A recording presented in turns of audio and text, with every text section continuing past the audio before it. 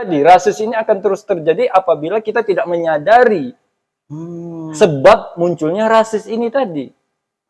Jadi munculnya rasis ini disebabkan ada perasaan kita dalam diri kita bahwasanya kita lebih baik. Ada perasaan dalam diri kita bahwasanya kita lebih super daripada yang lain. Akhirnya bisa memunculkan penindasan, kekerasan, penyepelean terhadap orang lain.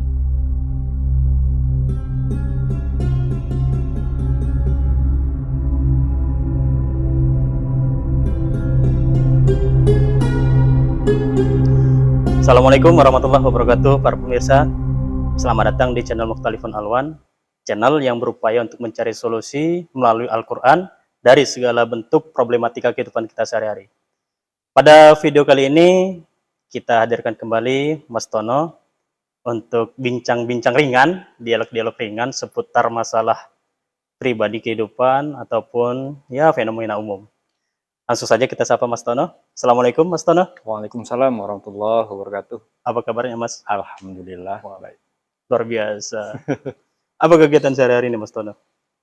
Kegiatan sehari-hari biasa, saya berjualan. Jualan ya? Dagang ya Mas Tono? Berdagang. Mantap. Ini pengusaha berarti gitu ya Mas Tono ya? Ya, bisa dibilang begitulah. Iya, wow. Begini Mas Tono. Ada satu hal yang masih apa yang saya rasakan gitu ya Mas Tono ya, terkait dengan fenomena umum lagi begitu Mas Tono. Bisa dikatakan seperti itu Mas Tono. Ya. Bahkan ini sering terjadi begitu, kerap terjadi. Memang kalau di Indonesia, kalau menurut saya sih ya belum begitu nampak. Tapi ketika saya tarik keluar hal ini gitu kan, kayaknya ini kerap terjadi Mas Tono. Apa itu? Satu hal yang paling membuat saya ini tentang rasis. Oh, rasis. Iya, betul. Yang saya pahami ketika ini terjadi, wah ini kayaknya sebuah problematika yang sangat besar kalau menurut saya. Karena rasis ini kan kayaknya apa ya, membedakan satu sama lain antara individu A dengan individu B gitu kan. Iya. Nah ini kan seharusnya kan nggak terjadi begitu. Harusnya kita kan berjalan bersama, seiring, kan begitu ya? Betul. Tapi ketika terjadi rasis, ada perbedaan di situ. Jangankan bab pemahaman, bahkan warna kulit saja pun bisa terjadi rasis gitu Mas Tono ya? Iya. Nah kira-kira ada nggak Mas Tono solusinya di dalam Al-Quran Mas Tono? Silakan Mas Tono. Baik. Assalamualaikum warahmatullahi wabarakatuh. Waalaikumsalam warahmatullahi wabarakatuh. Ikhwan Fiddin. Berkaitan dengan fenomena yang diungkap oleh Ikhwan tadi tentang rasisme. Ya. Saya juga mengamati kok. Saya juga suka mengamati hal-hal yang seperti itu, hal-hal yang sifatnya umum juga saya amati. Dan fenomena rasis ini bukan hanya terjadi saat sini saja, saat sekarang saja. Oh begitu. Iya, sudah cukup lama. Bahkan fenomena rasis ini juga sudah terjadi pada masa Nabi Adam alaihissalam.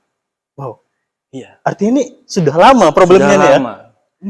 Jadi ini hal yang katakanlah yang masalah substansinya yang belum kita dapatkan. Kan gitu. Banyak orang yang belum paham apa sebab munculnya rasis ini. Iya, betul. Jadi hal yang substansi ini yang perlu kita bongkar sehingga orang mengerti kenapa bisa muncul rasis pada saat ini gitu. Iya. Nah, saya pernah coba buka-buka di dalam Al-Quran tuh, ternyata ada diungkap Allah di surat Al-A'raf ayat 12. Al-A'raf ayat 12. Saya buka Mas Tono. Boleh. Oke. Surah Al-A'raf. Ya. Surah ke-7 ya Mas Tono ya? Betul. Enggak salah ya.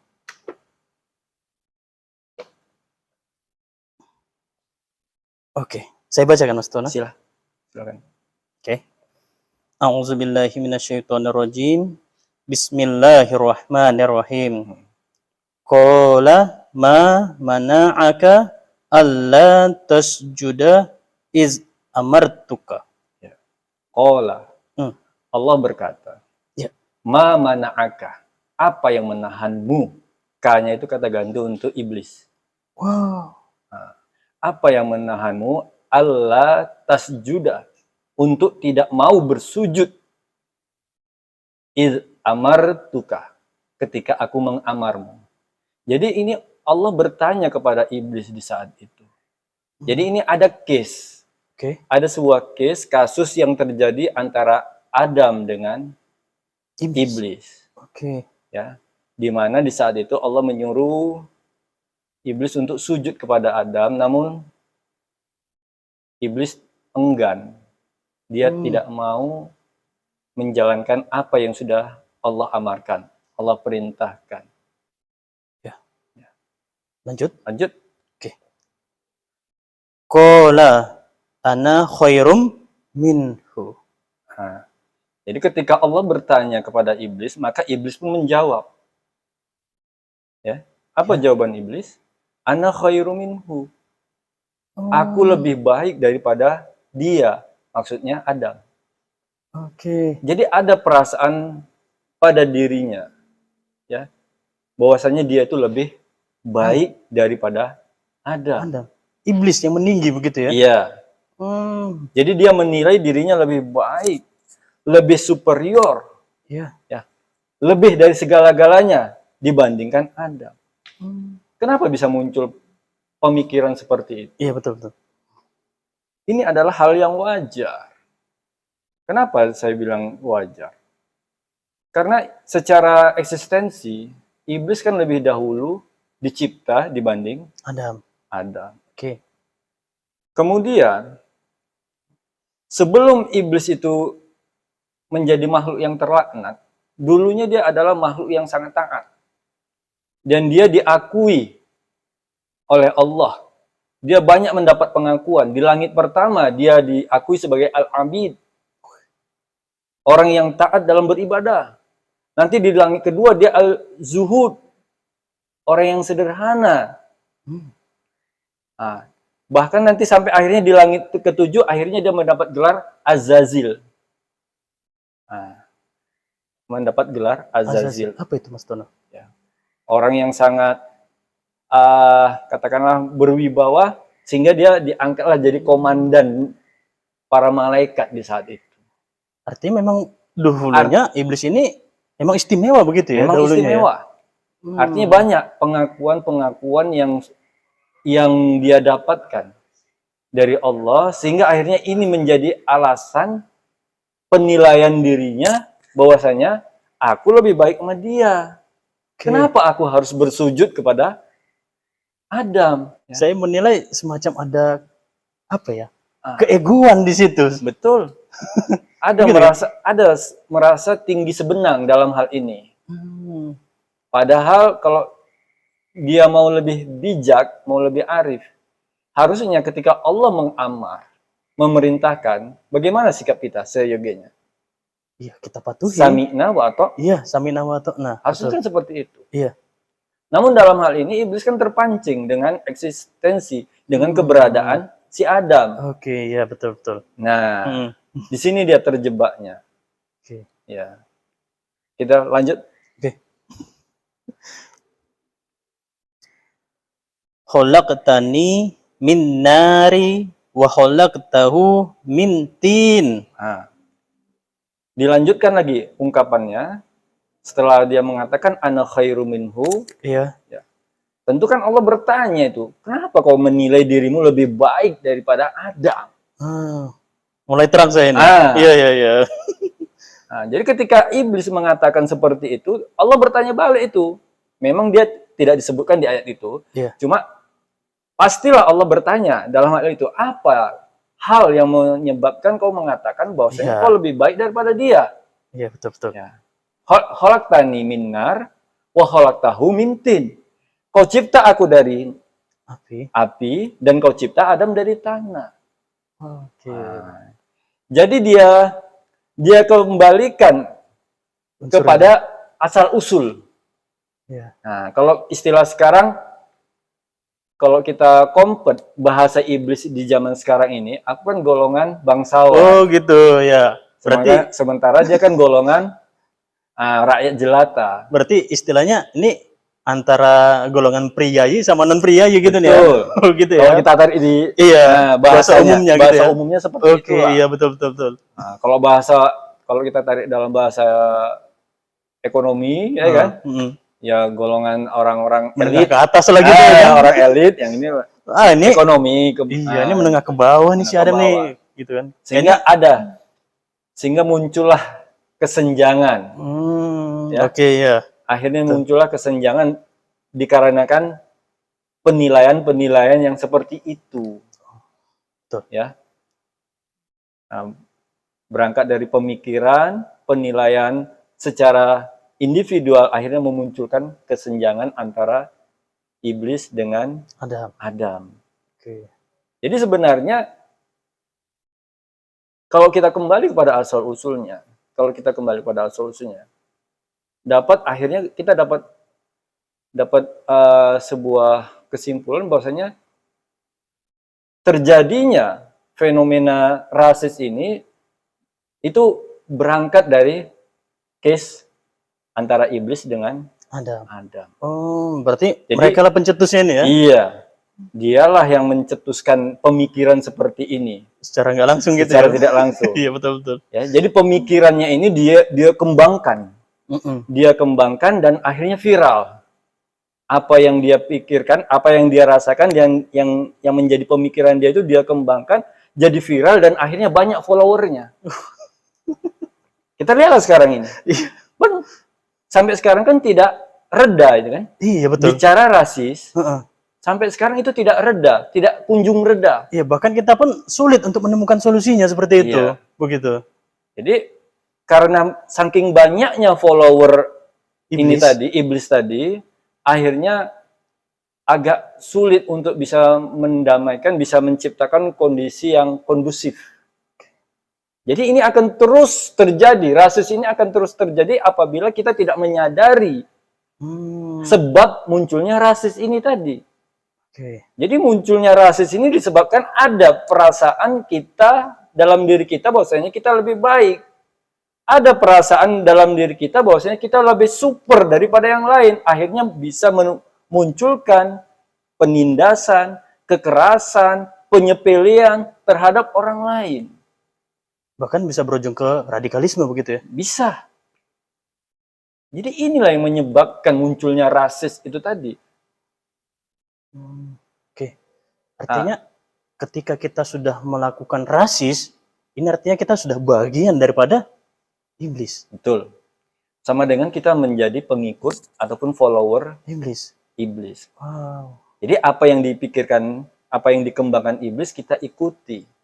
Akhirnya muncullah rasis. Oke.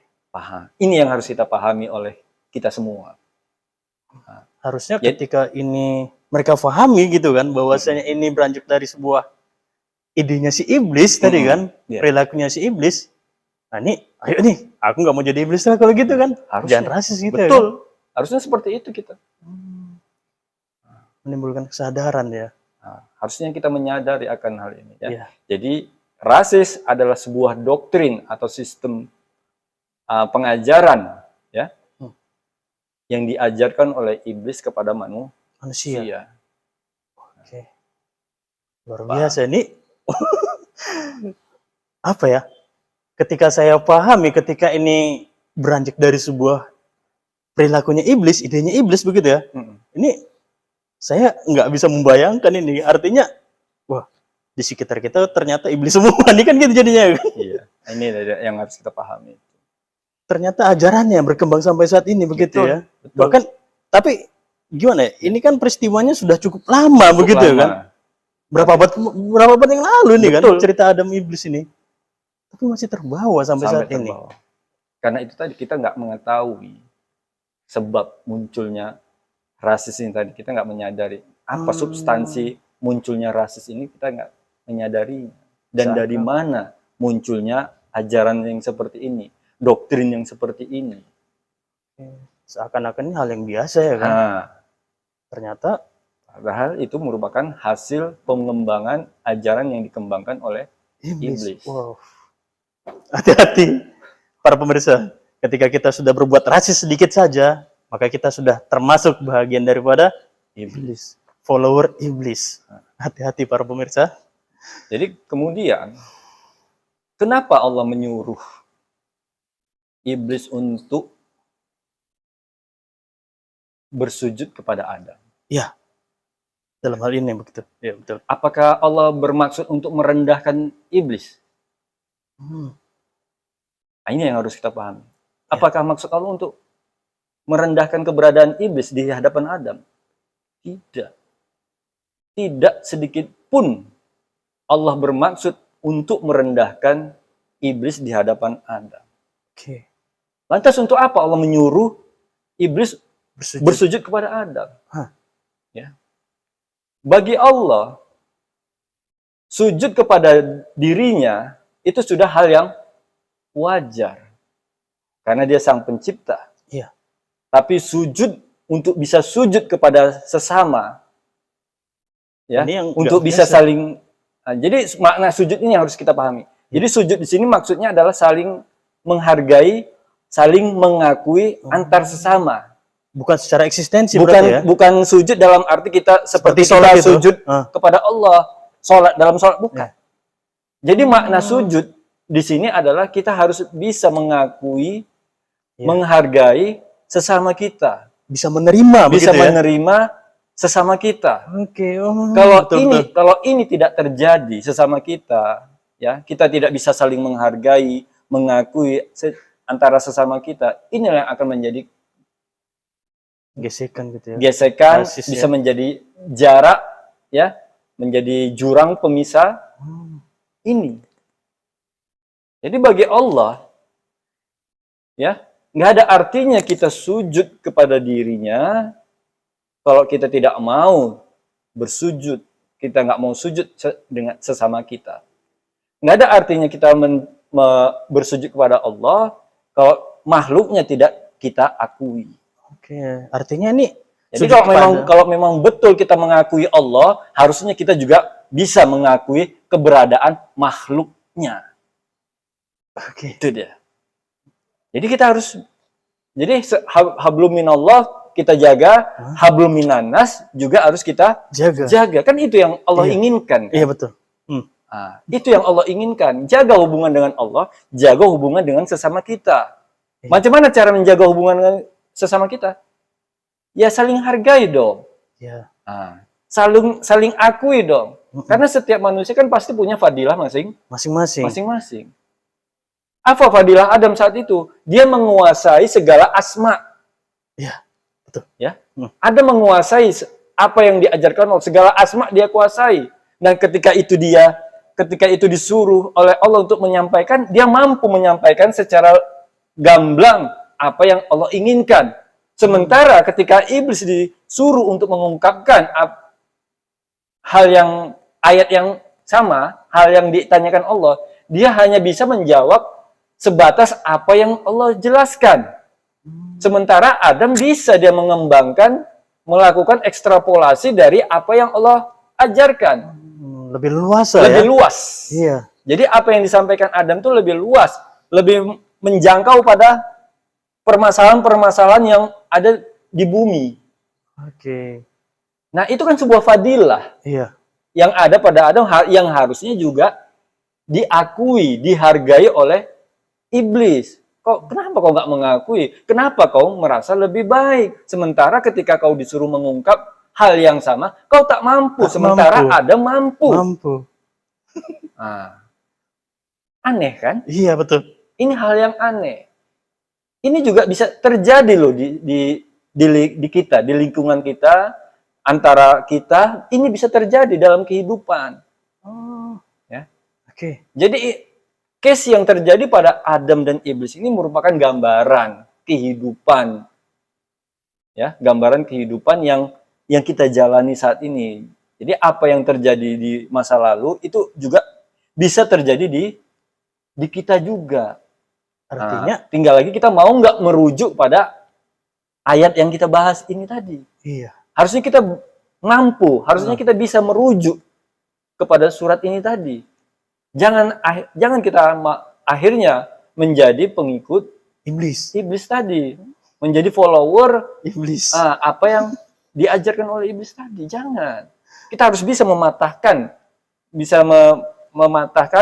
rantai Rasis. ajaran rasis tadi Dari iblis tadi ya. dari apa yang disampaikan iblis. Oke, iya harusnya seperti itu gitu ya kan. Iya. Sehingga follower iblis semakin sedikit Iya. selama habis gitu kan. Kan? Akhirnya Iya. terjadilah Harmonisasi. Iya. Saya membayangkan kalau seandainya nggak ada rasis pasti harmonis ini. harmonis. Nggak Jadi ada itulah lagi target kekerasan. Allah menyuruh sujud kepada Adam supaya terjadi harmonisasi antara klan. Oh iya, Kau betul. makhlukku, Adam juga makhlukku kata Allah. Kenapa kau nggak mau mengakui dirinya? Kalau sudah terjadi pola pemikiran seperti yang kau sampaikan itu iblis, nanti bisa muncul rasis, bisa memunculkan jarak, ya. Ternyata betul terjadi ya. Terjadi kan? Iya. Sampai sekarang Iya. munculnya penyepelean, munculnya kekejaman, kesadisan, Kekerasan tadi ya. kekerasan. Tengok kita. Sebagai contoh lah, kita angkat sedikit lah ya. Iya, betul. Fenomena yang terjadi saat ini antara Palestina dengan Israel saat ini. Iya, itu jelas itu. Itu satu di antara bentuk rasis itu. Satu di antara bentuk rasis yang kalau kita mau mengamatinya, mencermatinya. Berhasil setan untuk menghasut Israel kan? Yeah. Berhasil dia menanamkan pengajaran doktrin kepada Israel. Akhirnya Israel pun ikut ajaran iblis dan akhirnya dia bertindak sewenang-wenang terhadap rakyat Palestina. Itu fenomena ini terjadi. Itu sebagai contoh saja lah. Ya, itu satu di antara contoh yang bisa kita amati saat ini. Nanti di sepak bola juga seperti itu. Kerap terjadi juga. Di dunia sepak bola juga terjadi seperti itu. Iya, betul. Pemain Afrika selalu menjadi sorotan. Iya. Jadi bahan ejekan. Itu betul. juga sering terjadi di dunia sepak bola. Iya. Nah, jadi hal-hal yang seperti ini juga suka saya mengamatinya. Nah, jadi ini kalau ini terus terjadi sampai kapanpun tidak akan terjadi harmonisasi di dunia ini. Jadi dunia tidak akan mungkin harmonis, tidak akan mungkin tentram selagi manusia masih mengikuti doktrin ataupun ajaran yang dikembangkan oleh iblis. Harusnya mereka menyadari bahwasanya peristiwa iblis dengan Adam ini merupakan contoh yang konkret, gitu kan? Ya. Contoh konkret bagi kondisi saat ini, begitu kan? Betul. Nah, ketika kita nggak mau dikatakan iblis, ya jangan rasis. Jangan rasis. Begitu ya kan? Betul. Oke. Luar biasa. Saya sampai nggak bisa berkata-kata apa-apa lagi ketika sudah dikaitkan dengan iblis tadi nih. Karena ketika nanti dikatakan, kok iblis kok nih? Pasti nggak terima. Pasti. Tapi perilakunya seperti iblis. Seperti gitu. Bahkan ajarannya pun berasal dari iblis, begitu kan? Betul. Tapi ketika dia dikatakan iblis, pasti kita nolak. Siapa sih sawan ini yang mau dikatakan iblis? Gitu, Mas Tono. Iya, pasti nolak. Tapi dia karena sudah ada image bahwasanya iblis itu makhluk yang terkutuk. Iya, betul. Satu sisi kita sudah tahu itu. Tapi kenapa? Ketika kita sudah tahu, kenapa masih tetap mengikuti pola pikirnya, doktrinnya, ajarannya? Kenapa kita tetap ikuti? Kenapa manusia tetap mengikutinya? Kan ini yang menjadi permasalahannya, gitu. Udah tahu dia makhluk yang terkutuk, tapi tetap aja kita ikuti. Iya. Gitu loh. Harusnya kan tidak. Gitu. Artinya ketika pun, ini kalau seandainya kita tarik ya kan, antara ke kita-kita aja lah yang kekinian. Di kita pun kerap terjadi juga begitu kan. Bisa. Artinya gini, ketika kita berat sebelah kepada seseorang begitu kan, ketimbang yang lainnya ini, bisa. Cerita begitu kan, itu bagian daripada rasis juga begitu ya. Bisa. Berat sebelah. Oke. Harusnya kan kita dalam memberikan keputusan harusnya sifatnya kan adil. Iya. Bahkan di lingkungan RT pun pernah kita seperti itu ya kan. Tidak boleh berat sebelah. Iya. Jangan kita memandang, oh itu bahagianku, harus ku bela. Ini golonganku, begitu ya kan. Gitu. Artinya gitu harusnya kan kita bersikap netral, bersikap adil. Adil. Bukan gitu yang Allah ajarkan kepada diri kita kan. Iya. Pas. Kepada manusia. Allah mengajarkan hal yang seperti itu. Kita tidak boleh rasis. Jadi kalaupun kita mau mengadili atau memberikan keputusan kepada seseorang, itu harus kita mampu bersikap adil. Kita harus mampu bersikap objektif terhadap permasalahan yang terjadi Iya, betul. di lingkungan kita. Itu harusnya. Bukankah itu yang maksud Allah menjadikan Adam sebagai Khalifah. Khalifah. Oke, iya betul. Nah, jadi Adam diutus oleh Allah untuk menjadi khalifah itu agar dia mampu menyikapi persoalan demi persoalan secara adil. Ya. Termasuk mengentaskan ini, begitu ya? Termasuk mengentaskan rasis ini tadi. Jadi itu satu di antara Job desk-nya job Khalifah. dia. Oke. Oke, pertanyaan terakhir. Mas Tono. Rasis ini kan perbuatan yang eksistensial gitu kan ya? Betul. Lantas apakah ini bisa diperbaiki begitu Mas Tono? Atau apakah ini ada problemnya dengan sisi substansialnya? Ya. Rasis ini bisa diperbaiki, tentu diawali dengan perbaikan pola pikir. Pola pikir. Iya. Ya. Jadi pola pikir kita harus kita benahi dulu. Ya. Kita harus mengetahui dulu, kita cari ilmu dulu, kita cari data dulu. Ya. Jadi ketika data itu sudah jelas, konkret, dan akhirnya kita kan bisa bersikap netral. Ketika kita sudah mendapatkan data yang sah, yang valid, akhirnya kita bisa bersikap netral. Sehingga tidak lagi bersikap rasis. Sewena-wena begitu ya. Tidak bersikap sewenang-wenang. Jadi bisa. Jadi ini rasis ini bisa disikapi dengan arif ketika manusia mau kembali rujuk kepada kitabullah. Sesuai dengan apa yang Allah ajarkan, apa yang Allah jelaskan, seperti di surat Al-A'raf ayat 12. Jadi itu dia. Kembalilah ke situ. Maka rasis tidak akan mungkin terjadi lagi. Ya. Sehingga muncul harmonisasi. Muncul harmonisasi terjadi. Oke. Ada pesan Mas Tono kira-kira? Saya rasa cukup. Cukup untuk sampai situ aja. Terima kasih Mas Tono. Itu tadi pemirsa, dialog-dialog ringan dengan Mas Tono terkait dengan rasis. Dan harapannya dengan dialog ini kita bisa mewujudkan harmonisasi di antara kita. Sehingga kita bisa berjalan bersama, beriring bersama, tanpa adanya perbedaan. Itu saja barangkali video kita pada kali ini. Terima kasih. Saya akhiri dengan binasrih minallah wa fatum qarib. Assalamualaikum warahmatullahi wabarakatuh. Waalaikumsalam warahmatullahi wabarakatuh.